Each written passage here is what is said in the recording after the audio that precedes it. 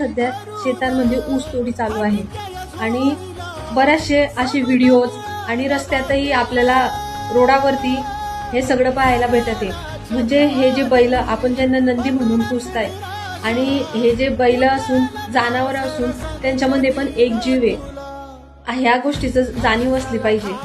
बऱ्याचदा यांच्या अंगावर एवढं ओझं लादलं जातंय, यांच्या पाठीवर एवढं ओझं लादलं जातंय की त्यांच्या तोंडाला अक्षरशः फेस येतं, त्यांची मान झुकते आणि बरेचदा हे बैल मरणही पावतात. ही परिस्थिती निर्माण झाली आहे. तर प्रत्येक शेतकऱ्याला जे म्हणजे ऊस तोडल्यानंतर जे तुम्ही इतकं ओझं लादतात त्यांना मला फक्त एवढीच रिक्वेस्ट आहे की त्याला कमीत कमी जनावर त्याच्यामध्ये एक जीव आहे याचं तरी भान असून तुम्ही वागा.